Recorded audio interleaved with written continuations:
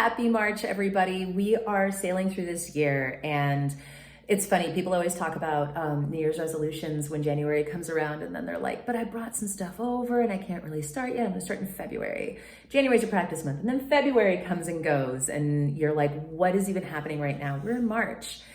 And at some point, we have to start focusing on ourselves. And most people, their New Year's resolution is to lose weight and be healthy and all of that stuff. And usually by now, they've given up because it's hard, and it's something that I know that I've struggled with, pretty much my entire life. And no matter, what my weight was, I never really liked the way that I looked. And it took until very recently where I've been able to be a little bit more accepting of myself and be a little bit more sure of myself. And I'm very happy for me in doing that, but that doesn't mean that, I'm confident or, any of that. There's a lot of different layers that come along with self-care and self-acceptance. And, we have to work through that. And so I hope that if you do have the plan or the want to be healthy and amazing and all of that, you're doing it for you. You're not doing it for anybody else.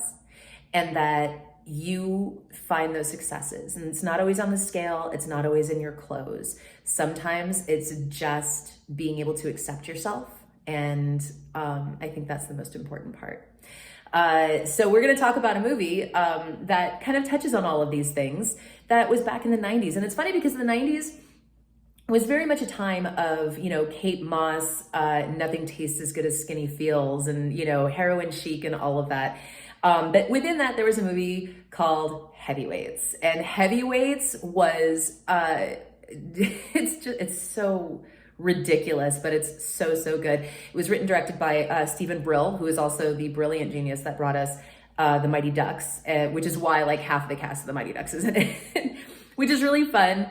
Ben Stiller playing essentially the same role that he played in Dodgeball. I love that there's a fan theory that's like, this is what happened. Like he changed his name and his persona and he became White Goodman and everything. If you've never seen Heavyweights, it's basically a story about, a bunch of kids that go to fat camp and hijinks ensue, and, they get put into competition with another camp because apparently that was a thing. I never went to summer camp. I don't know if this is real. But it's like every camp movie since the, late 70s has had this premise. But they do it so brilliantly because instead of these kids, all kind of, conforming and succumbing to the pressure to simply be thin, they really do learn that it's important to have these great friendships and be healthy and be happy with yourself.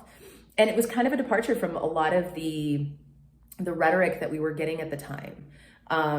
And so I think it was an important movie to see at the age that I did, and like I said, it's very, very funny. It's very wacky, it's completely, ridiculous. Like you have to look at it through a lens again of this is a fantasy movie, this is not real. So when you're watching it, oh, that would never happen. People would sue and blah, blah, blah. Yes, of course they would. It's a movie. It's fake. It's supposed to be for entertainment. It's definitely one of those like wacky, oddball kind of things. If you're a fan of movies like Liar, Liar, or Dumb and Dumber, any other Jim Carrey movie, honestly, from that time, Mighty Ducks, stuff like that, you will love this movie. It really doesn't matter what age. It kind of speaks to a lot of different generations, and I always thought that was really cool too. So Heavyweights, Ben Stiller, written, directed by Stephen Brill. Check it out. Feel good about yourself. Do something for yourself. Eat a vegetable once in a while. Try to drink some water. Take your meds. Be good to each other, but be good to yourself. Always. Got myself some tortillas because I can't live without them. Some lemons for like water. Some tofu for mostly breakfast, it seems like. I'll try to do the Japanese breakfast again, but with some tofu. Cream of mushroom and cream of chicken because I have a crock pot and it seems like everything requires those. Needed more butter. Got some lettuce for, salads, top that chili, whatever. Eggs. I've never tried prime, so I want to give it a go. It doesn't look like it has stevia in it, so that's great. I'm going to try to make sushi rice at some point, and then I need whole milk for some cornbread. So yay.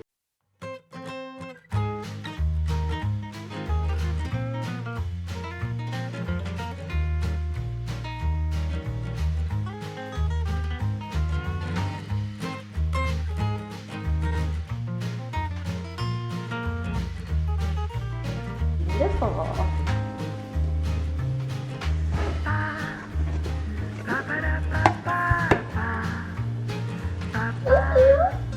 When I tell you this is the most terrifying thing I've ever made.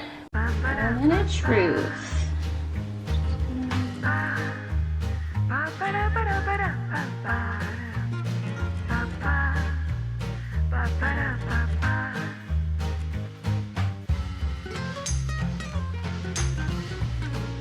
That's delicious. It's looking pretty scary over here.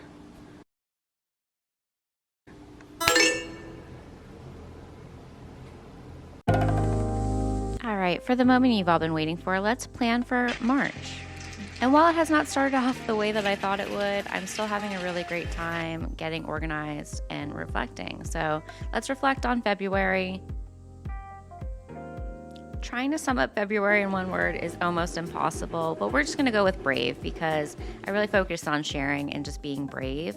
And the one thing I learned about that is your support system is everything. So hang out with your friends, get out there, try new restaurants, celebrate life, and everything else will kind of come into gear after that.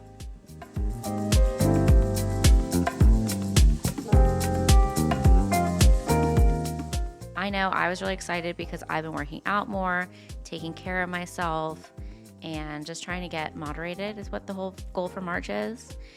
So the way that I plan on improving is really just understanding my habits. It's not about restriction, but just about analyzing what I'm doing. So March will be moderated. And some of the goals that I'm setting for this month are to read more and to take time for myself and to really just stop and smell the roses and listen to the birds.